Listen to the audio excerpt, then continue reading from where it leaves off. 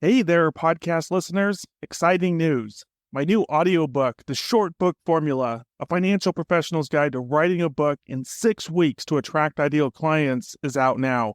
And the best part, for a limited time, we're offering this audiobook to you for free. Hurry over to www.theshortbookformula.com and claim your copy now. And now, on to our show. If you're like most advisors, you pride yourself on delivering excellent financial guidance to your clients. But there's a challenge affecting nearly every advisor I know that few are equipped to overcome: the gap between your expertise and your ability to communicate it in a way that resonates with prospects. Our guest today knows this reality all too well. Hillary Gale not only spent years studying the science of communication as a linguistics professor, but she's also dedicated her career to helping financial advisors bridge this exact gap. What started with a simple insight that advisors often struggle to translate their knowledge into client-attracting language has evolved into a methodology that's helping advisors across the country transform their marketing results. With the right words, she's showing advisors how to identify messaging that connects, have conversations that convert, and create content that actually brings in business.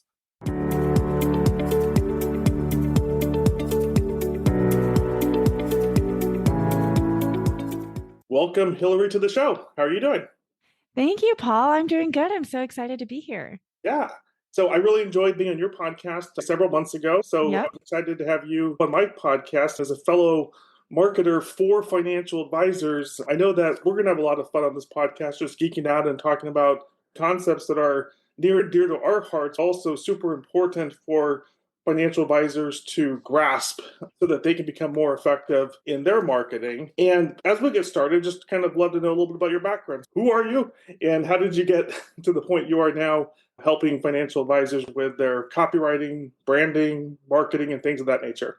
Yeah, absolutely. Well, I'm Hillary Gale. I own Moneta Copy and Content, which is a copywriting agency for financial advisors, but we really come from a strategy standpoint. So every project that we write is built on a strategy that we do first to make sure that it's going to connect with the clients and things like that. Before I got into this and before I started my agency, my background is actually in academia. I did an undergrad and a master's in applied linguistics. So I was really studying to be a teacher, students of English as a second language. And so I really had this strong research background. I really enjoy researching. I really enjoy answering questions and finding the best way to do things. So I ended up teaching at the university level for 5 years. I taught like the freshman writing classes, like English 101 that everybody kind of hates, but it gave me a really great background in understanding how to write for audiences and what the power of writing for a specific audience was. So as I was teaching this, I was also kind of absorbing it myself and really kind of taking those lessons to heart. And so that really prepared me, I think, to go into marketing. Because when the pandemic hit in 2020, I had already been thinking about leaving teaching for various reasons. When the pandemic hit and my job security was on the line and things were changing in the teaching profession so much, it was kind of my green light to say, okay, I'm going to go all in on working for myself. I really want to work with financial advisors. I had always had an interest in personal finance, and my dad's a CPA. So I had grown up having these conversations about finance in my life. And so I'd always been really interested in what are the best decisions that I can make with my money. Yep. And so I was interested in working with people who do this every day and who help people make good decisions with their money. I was like, if I could get paid to write about these subjects that I would be researching anyways, that would be amazing. Yeah, I can relate to a lot of what you said. I started my own marketing agency back in 2015. In 2016, my very first financial advisor came to me. And at the time, I knew nothing about financial advisors. But since then, I personally love working with them. I've worked with close to 500. And just in that process of talking to them, getting to know them, both of us, without that formal training, it's like I feel like I have a PhD in the mindset of financial advisors, especially when it comes to not what they do day to day in terms of their actual core work, but in terms of what their pain points are, what their desires are, all those things that really get into how you and I help them achieve those things and overcome those things so that they can build their practices. You said that your father was a CPA. Now, when you say financial advisor and CPA, to me, those are a little bit different.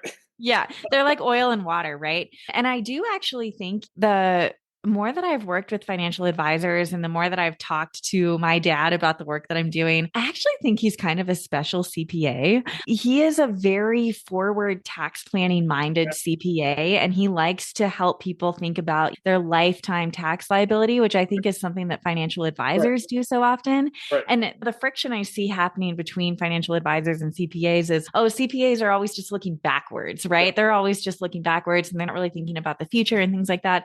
But my dad always was. And he just retired, actually. As he retired, I was interviewing some of his longest standing clients to put Okay. together a little video for Yeah. him. It was amazing to hear the impact that he had on their lives. I really feel like he was more of a financial advisor Okay. to them than Yeah. just a tax preparer.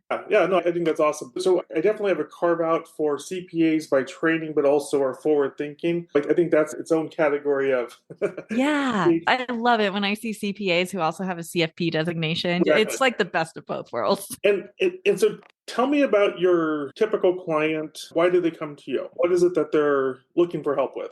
Yeah. So my typical client is usually someone who is the owner of their practice and they're really the only one. And they might have a small team, maybe like a client associate or someone just kind of helping them with the administrative tasks, but they're really doing everything themselves and wearing all of the hats. And so they usually come to me because they are marketing themselves and they see all these other advisors out there creating content online and really showing up and getting some awareness, but they just don't have time to do it all themselves. Or if they do, they're posting probably on LinkedIn all the time, but that's all they're doing. And so they're not seeing a ton of booked discovery calls Yeah. from Well, just posting I on mean, LinkedIn. to be fair, if you post on LinkedIn, you'll get at least 10 impressions, right? Right, And if you right. post times a day, I know, right? It just, but I see advisors who they're posting on LinkedIn and they are getting lots of impressions and they're getting tons of engagement and like people love their stuff. There's one in particular actually that I spoke to just earlier this year. He has this great following on LinkedIn and he was almost a little bit embarrassed to share this with me. He was like, people tell me all the time that my marketing is so good, but I don't actually get a ton of book discovery calls from it. So a lot of people are coming to me trying to fill in the gaps and asking like, is there something else I should be doing? Is there like a better strategy? Because this is working in this way, but it's not working in the way that I really need it to. do the advisors that you typically work with, do they have a lot of headwind when it comes to compliance, or are they able to do those things fairly well? I would say that most of the advisors I work with initially, they're worried about compliance, but they don't actually have as much headwind as they think they will. And that's actually something that I always say we include two rounds of edits. One is for you to tell me what you want to change, and two is for compliance to tell me what they want me to Exactly. change. I don't get hardly any pushback from compliance. And I think people are always surprised by that because I do help them write copy that's very story based and that's talking about their experiences with their clients and things like that. If compliance comes back with changes for me, it's usually just a word or two. Yep. I never have a problem. And there's always, even if they do have a problem with, we don't really like you to do case studies, there's always a workaround that they're willing to concede on. Yeah, no, I do a lot of, I help advisors write books, which is long form content. Same thing. It's like they're typically worried about compliance. I think just more, I think there's like a fear of compliance. It's not Mhm. necessarily every interaction they have is like fearful and it's Yeah. disturb the nest and have it come after them. But that's been my experience too, is that even in some of the more strict compliance environment, actually it's a few words. And it's funny oftentimes because it's like superlatives. It's like sometimes it's, you can't say if it's like really strict, maximize or optimize, and these words is like, really? Until you get down to, okay, for this compliance department, these are the kind of parameters. And once you get those dialed in, then it's pretty simple. Yeah, it really is. And I like for each one of my clients who all have different compliance departments, I keep a little running list for them of these are the phrases that your compliance really flags and really doesn't like. Compliance departments are not all aligned on what they're okay with and what they're not okay with. A big one for me that I learned really fast in my career as a copywriter for financial advisors is just swap out the word achieve for pursue. It's not like we'll help you achieve the retirement of your dreams, we'll help you pursue the retirement of your dreams. It's because And then achievement they're is too promissory. exactly. And then they're happy. Yeah, I think there's one that stands out to me, and I think it's pretty common. It's like you can't say that you're an expert. Say that I have expertise he's in. And to me, it's just so funny because in my case, I help them write books. In your case, I know you can help them write ebooks. And it's typically you think, okay, if you're an author, you're an authority. By extension, you're an expert, right? It's like the whole notion is like showcase your expert status, your expertise. The sirens start going off. I was going to say, at this point, it's a little bit of a game, but I think for you and myself, once you kind of understand it, it's just kind of funny at that point. Yeah. Who comes to mind whenever I talk about compliance? There's actually two advisors that they haven't been clients of mine, but they've been on the podcast and they just have such good compliance success stories. Number one is Aaron Buchner. Do you know Aaron Buchner?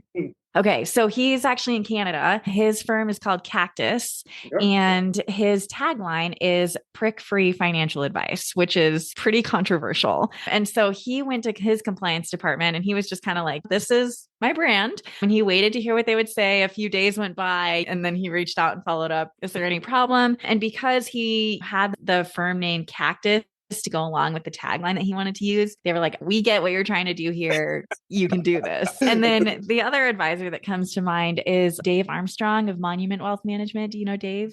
No. Okay. He's also a great advisor. And he's another one who kind of toes that line of controversial. I wouldn't use this word to describe him, but some people might see it as unprofessional. He's not afraid to use 4-letter words in his marketing because that's how he talks normally. And he wants to attract clients who are comfortable with that kind of language. And so with his compliance department, he told me compliance wants to prevent you from making promissory statements. I don't really care how you say the other stuff though. And so I think there's just a lot more freedom than you really think there is.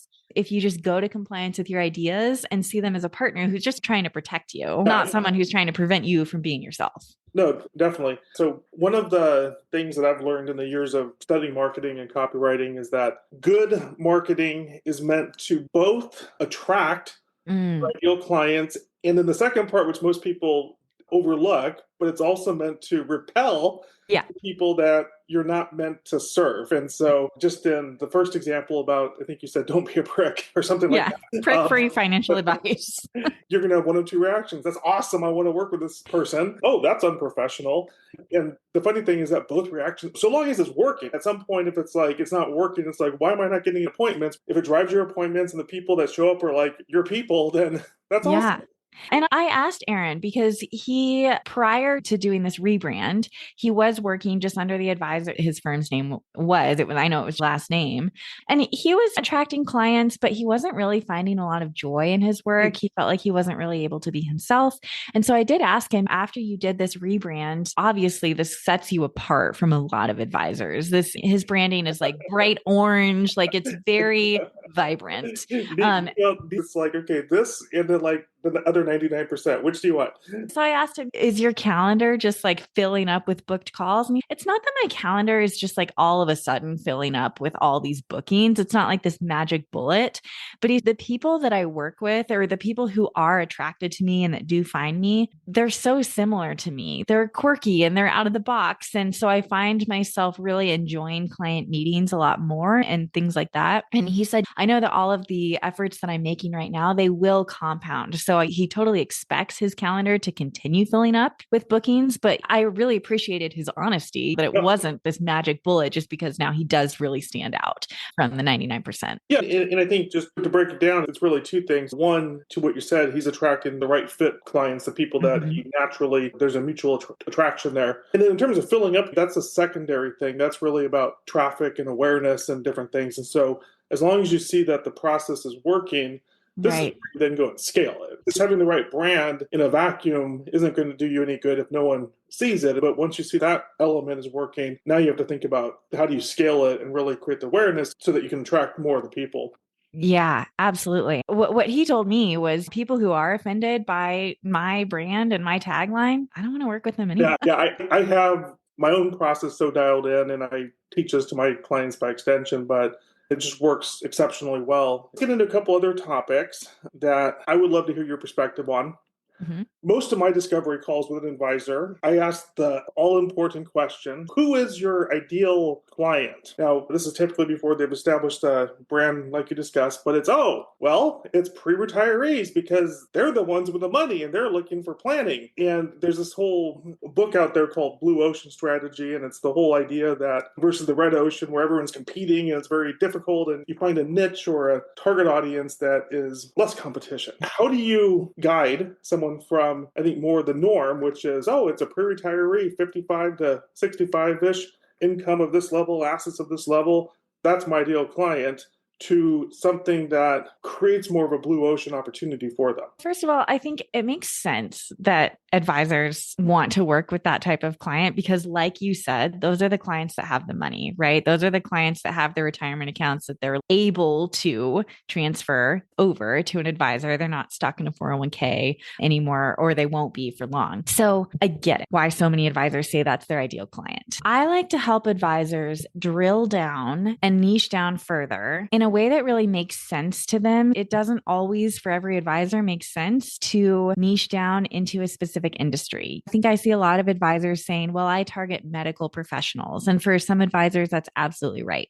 But for others, that doesn't make sense to say, well, I only work with people in the tech industry or whatever it might be.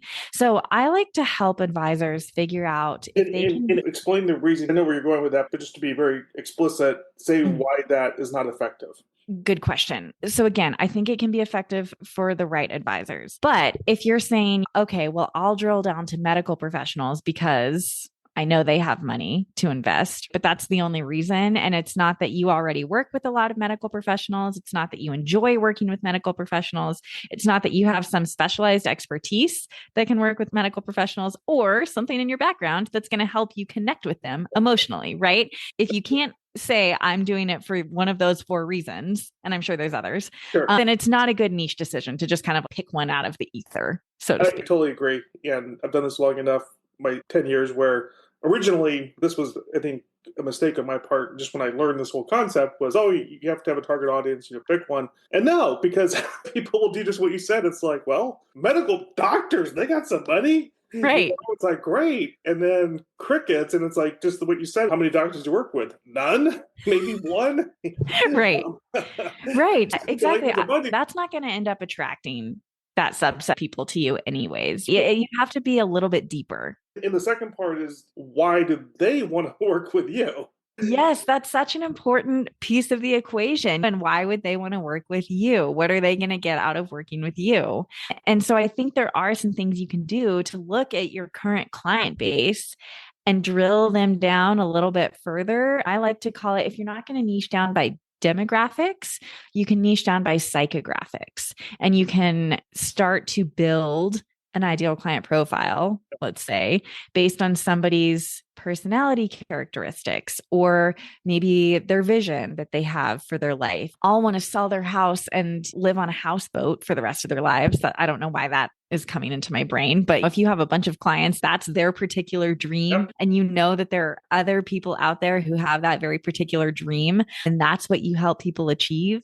Yep. That's one way that you can kind of start to niche down and talk to a specific subset of people that you really enjoy working with and that are going to see, this person can help me do exactly what I want to do.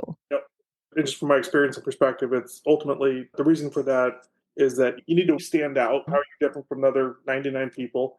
And then 2, you need to know where to find them, right? Hey, I work with XYZ, but where are you going to do your marketing, right? You have to know whether it's online or in person, where to find them. And at that point, you start getting more and more of them. They start talking, and then your close rate goes way up. What people really want is that, even if, to me, there's 2 problems. Problem number 1, getting enough appointments. Problem number 2, closing those appointments. Yes. Especially when it's an online environment. This is different from referrals where there's transfer of trust, all those good things. But just, again, over the years, I've seen enough where getting the appointments only problem number 1. Closing number 2. Yeah. And you are going to have a much easier time if people have already seen you online and they see themselves kind of fitting into what you do. They're already like, I know I want this thing, and this guy said he could help me get that thing. And by extension, he understands us, right? Right. Where it is. he's also a houseboater. He knows my problems, which is really, to be fair, it's all more or less the same stuff, but you can speak the language, you can resonate, you can build rapport. Right, right. And I kind of regret using that as an example. I have That's no an awesome idea why example. that popped into my head. I'm going to steal that. Who are your people? The houseboaters? Are they houseboaters? You know why? I was talking with an advisor a few weeks ago. I was helping with a rebrand, and he was telling me about one of his clients that he helped do this. So that's why it popped into my head, I think. What's interesting, I was talking to a client and we were talking about getting him on podcasts as a guest.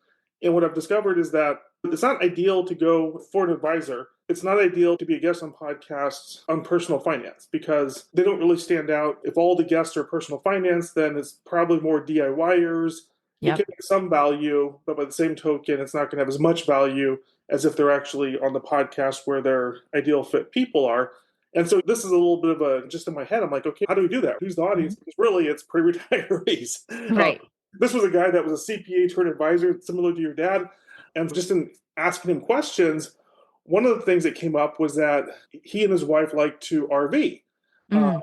And just drilling down a little bit, we got into the conversation. There are enthusiasts, organization, groups, podcasts, et cetera, about that lifestyle. Yeah. And if he has a genuine passion for it, he has the ability to genuinely connect with those people. But it becomes like this almost subset because now, if going on that podcast as an advisor, the other people are talking about lifestyle, they're talking about other stuff that is important to our RVers, but Right. they're not talking about personal finance. But all those people have questions about personal finance.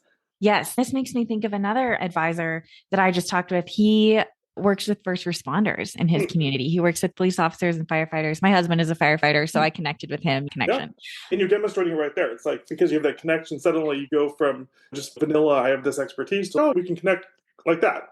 Exactly. We have this passion for this community, right? Yeah. And so I want to talk to you. There's all these podcasts out there for firefighters that are about like mental health and all these things to do with firefighting. I'm sure it's the same for police officers too. And if you can have an advisor go on one of those podcasts that's not financial advice for firefighters or whatever it might be, but you're the only advisor there talking about financial wellness when everyone else is talking about mental health and physical wellness and things like that, you're going to get clients from that. Absolutely. By extension, you then have the ability to break it down further into their, I call it tribal language, because then you can talk about the specific problems that firefighters face and whether it's retirement or their pension plan or this, that, and the other. And you can use case studies of other firefighters that you've helped. And so now they're starting to relate because every other financial advisor out there is just some suit in an office that whether they have an advisor or not, they don't really connect very well with. And so you immediately stand out as one of us, right? You're instantly one of us. And so it has so much more impact. And I think just by extension now, this gets into, I think, the core ideas behind copywriting, right? Because it's really, I guess, a very simple way that I would describe it. It's how do you get into the head ideal clients so that when they either read what you write or listen to what you say, they're thinking, how did you know that? Have you been following me around, watching me? How do you know that? You seem to know my thoughts. So just from your experience as a copywriter, how do you either help with your services or how do you guide advisors to be able to write that compelling messaging or craft that compelling messaging that really does break through and grab the attention of their ideal clients? Yeah, you said it. You want to get into their head, right? We want to get as close to into their head as we can. And so I find the best way to do that is to ask them. So if you have a subset of clients that you are working with that you would love to work with more of those types of clients, or even if they're not your clients, but they would make an ideal client, they're just people in your network that if you can ask those people to answer a few questions for you that you put strategically together to try to get into their head and to hear how they're talking about their financial anxieties, hear how they're talking about what do I want in the future, hear how they're talking about what they want in a relationship with a financial advisor. If you can get those words from them and then you can thread those into your copy and your marketing, that's going to be a really powerful way to connect with the people. And I actually just released a podcast episode. It's called Voice of Customer Research. With advisors, I like to call it Voice of Client Research. Advisors always say, I don't have customers. So if you can do this type of Voice of Client research, that can be a really powerful way to get into their heads and to basically stop guessing at what it is that they're thinking and saying and actually get it on digital paper. so Yeah. to speak. There's pros and cons for serving your clients that you're working with or serving people in your network who embody your ideal clients. I actually prefer you to survey people who aren't actually your clients because they're still in that pre-client mindset. Whereas the clients that you have, they may have been working with you for a few years. They may be in a totally different space than they were before they became your client. And it's those people who are still in that pre-client mindset that you're trying to reach with your marketing. So whenever possible, and that's also easier from a compliance perspective. Sometimes, depending on your compliance department, they have a problem with you serving your clients anonymously because if anything comes up, they want to know who said that. Do we need to address any problems? Things like that. And I always think you're going to get better answers if you can survey people anonymously so that they'll be as honest as possible. They're not going to feel embarrassed about anything that they're sharing. Yeah. And to your point, if it's your own client and hopefully you've been doing a good job and they love the work and it's like, so what are your pains and problems? Nothing. Yeah, that's what you want to hear. Come out and they're like, oh, this is awful. It's like, oh my goodness. It takes a little bit of bravery. I've started much more proactively soliciting client feedback early on and quickly, knowing that it's just that's the way you get better, right? Is to actually solicit feedback, honest feedback from everybody. Well, and this is something that you can build into your discovery and onboarding process. You can start to gather this kind of slowly. So you do get insights from people who aren't working with you yet or are so early in the relationship that their pains are still very top of mind. So that's another way. If you don't need to gather all this information right now and you're willing to just do it slowly, you can build in a little follow-up question with people that have booked a discovery call with you. Or if they are booking a discovery call with you, say through Calendly or Acuity or something like that, you can ask them a question. Why did you reach out to me right now? And then you can start to gather their answers. This is their words. This is what they're looking for. I'm going to use this in my marketing. Yep. I call it insights interviews. Yeah, I'm a big advocate of it. Back in 2016, I had my very first financial advisor client. It did tremendous success for them. And then his producer group wanted to know what's going on here. And so they invited me to speak. And this was my first time to really branch out beyond this one individual who I had a great relationship with. I felt from his perspective, I knew his challenges, but how representative is that of everybody else in terms of how they think. And before the speaking event, I had the opportunity to interview the executive director of the group. And this is a couple hundred top performing insurance producers. And I asked just for 30 minutes. And what invariably happens is that when you ask people thoughtful, good questions, they're like, oh, no, I have all the time in the world. Yeah. So 90 minutes later, right. all recorded, I still have it. This is a guy that was basically the leader of these 200 people, had been in the industry forever. And so he just dropped nugget after nugget. And that really informed me and made me that much more effective when I went to that speaking event. And just really allowed me to really navigate that much more quickly. I'm a huge fan of what you're describing in that approach. Yeah. And I will say too, coming from an academia and research background, at first it was uncomfortable for me because I wanted the data to be perfect. I wanted to make sure that there was a process that I was following.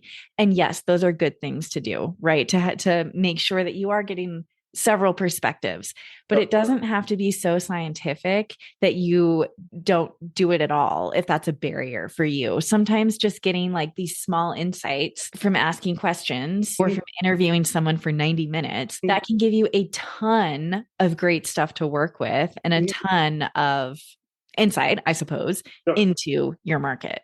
It helps to solve what I see is one of the biggest challenges that many people face is that too often we go to market from a me perspective, meaning that as an advisor, I want to promote XYZ. How do I make this compelling to the audience that I'm promoting it to? But it's fundamentally couched in a me perspective, right? The reason you need life insurance. This is the reason you need an annuity. This is the reason you need managed money, whatever it is. Right. But it's too much from their perspective and so it's fundamentally a disconnect. Whereas when you do the insights interview, what you learn is how to approach it from their perspective. What are the pains and the desires that they have, and what is the language that they use to describe that? And then ultimately what you do, you want to connect it back to what it is you do, but you want to lead with their perspective. And it's not just copywriting. What I've found is that I've been a student in copywriting for a while now. But the better you get at this, it just makes your communication better. So the better you get at writing, the better you get at speaking, the better you get at whether it's in larger groups or whether it's just one-on-one and something that you do every day. As you sharpen these skills, everything gets that much more effective. For someone that's like, I don't want to be a copywriter or hire someone, still there's a process to it, and it's understanding your ideal clients. And I think from a persuasion perspective, nothing beats being able to understand the conversation that your ideal client's having, because then when you can start asking questions and articulating that and they're naturally draw it out, that's where your conversions go from wherever they are to skyrocketing. Right. As a former writing teacher, I just could not agree with you more. I think that there's so much processing that happens when you're writing these things that it does bleed into the conversations you're having with people and the emails that you're writing to clients, or writing your own content, at least on one platform, or at least for a few months or whatever it might be. There's so much to be gained from that, even if you don't want to be a copywriter long term, which is totally fine. But there are so many benefits to just like immersing yourself in the writing for a time. Yeah. I guess as we start to wrap up, that leads to the question. So when people work with you, where is that balance? Do you do it for them? Do you do it with them? How do you help financial advisors with their copywriting? What's your approach as a company? So we do it with them. Sometimes, depending on how much time the advisor has and how involved they want to be, we'll do it for them. But I see the most successful projects happening when we do it with them. So whether it's ongoing content that we're writing with you for your email newsletters or your email sequences or whatever it might be, I need you to at least record a Loom video for me with all of your word vomit thoughts. And I can take those and I can apply copywriting principles so that your thoughts and your zone of genius and your knowledge will connect and resonate with your ideal clients. Some advisors prefer to speak their thoughts, which honestly, I really like because I think the thoughts are richer. Some advisors prefer to just give bullet point lists, and that's totally fine too. It's all of your thoughts and all of your knowledge, but we take it and we apply copywriting principles to it so that it resonates emotionally. Yeah, definitely. I like the word vomit and yeah. That's my favorite approach. A couple more questions that I want to touch on ebooks. In my case, I'm a publishing company / marketing agency, the Short Book Formula. We help people primarily create physical books. And by extension, it can have a Kindle version, it can have an audiobook version, etc. But we start with really a physical paperback book that's typically 12,000 to 25,000 words. So when I hear ebook, I'm thinking, okay, it's like a smaller, more concise book that probably someone can download as a lead magnet. So talk to me about what is an ebook and what's the value of an ebook for an advisor, and by extension, how does that, from your perspective, is different from more of a paperback book? Yep. So you're absolutely right. The ebook really functions as a lead magnet to build your email list. I usually recommend to advisors about a big ebook project, and he was asking me, could this be a revenue driver? Could I sell the ebook? And my recommendation was, I wouldn't use it as that. There's so many ebooks. It's going to take so much marketing to sell an ebook, right? Even if it's only $2.99 or $3.99, that I would rather you give it away for free and build your email list so that you can nurture the people on your email list into becoming clients. Or down the road, if you decide to turn your ebook into a physical book, and now you have this email list and this audience of people that you can email about the physical book launch, whenever that happens, this is a great asset for your business. So the ebook usually is much shorter than a physical book would be. The longest ebook project that I have worked on with someone after it was designed, it was 50 pages long as a PDF. And so that's the longest that I've worked on. Usually I recommend they're a little bit smaller because you do want your audience to actually download the ebook and read the ebook so that they get something out of it. They build that trust with you. They want to keep coming back to you for more information, things like that. So another thing that I like to do with ebooks to make them more engaging and more likely to actually be read is I like to build in some interactive kind of workbook style, either tasks or reflections or action items or things like that, so that it becomes really engaging in that way. So I would say, I know you can do that in a physical book as well. And a lot of great physical business books do have those components, but with an ebook, I think they're an absolute must. I think if you want people to actually open up that PDF once they download it and use it, you're going to give them some things that they can really apply what you're talking about in the ebook to their own lives. That's the idea behind the short book formula with a physical book, is that ultimately, in a similar way, it's a book that can be read cover to cover, and I say within 1 to 2 hours. The ebook, I think, is going to be shorter than that, but the whole philosophy behind what I do is that it does you no good to write down this tome of all the wisdom you've gained over 20 years and 300 pages. First of all, you'll never do it, right? Let's just be honest. You're not going to do it unless after you retire, and then it doesn't really serve the purpose of growing your business. And even if you did do it, the problem is that very few people are going to actually read it cover to cover. Right. And whether it's an ebook or whether it's a short physical book, I think we agree that the fundamental thing is that for it to serve a purpose, it's to actually get your ideal reader / prospect / client to take the time to read it cover to cover so that they consume the message, become, I like the word, persuaded by the message, because you're pre-framing these things. And so when they come talk to you, they're like, this is what I think. You're like, that just so happens to correspond with Exactly. Yes. This is great. Yes, I love that. I think that somebody having both an ebook and a physical book is actually a really smart strategy, because you have a way for people to get your information for free. Yep. And then if they really like what you have to say, which hopefully they do, yep. I want more information from this person. So I'm going to buy their actual book. I wonder what's in their paid physical book. That's exactly right. And that's actually how I create what's called a flip book, which is a version of an ebook, which is, instead of a PDF, it's a little flip thing that people can do. But essentially, the reason we do it is that you can use it as a lead magnet. I just don't know how many people are going to actually sit there and read it this way. And so that's where you need to increase the odds of them consuming the message, which is physical books. But then again, how many people read physical books? People are more likely to listen to you on a podcast talking about your book.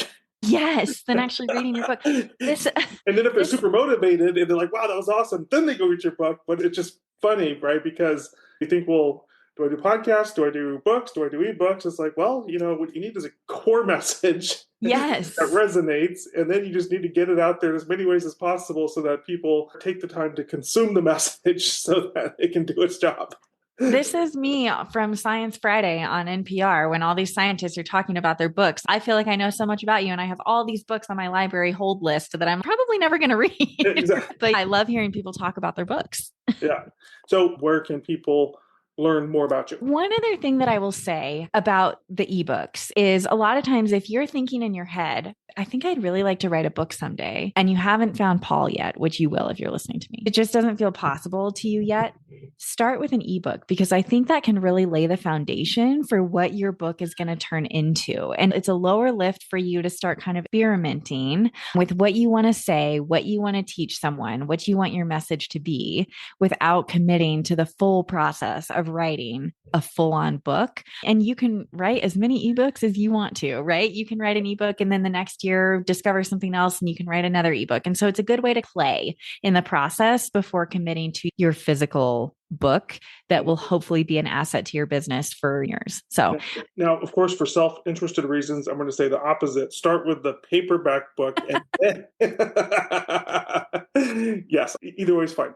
Yeah, no, you're right though. Either way is fine. And there's no one right way. And I think that's the beauty too for advisors, is whatever feels like the lowest barrier to you, as long as you just get started doing something. That'll agree on is that whatever it is, you need to do it. Yes, exactly. Get it done.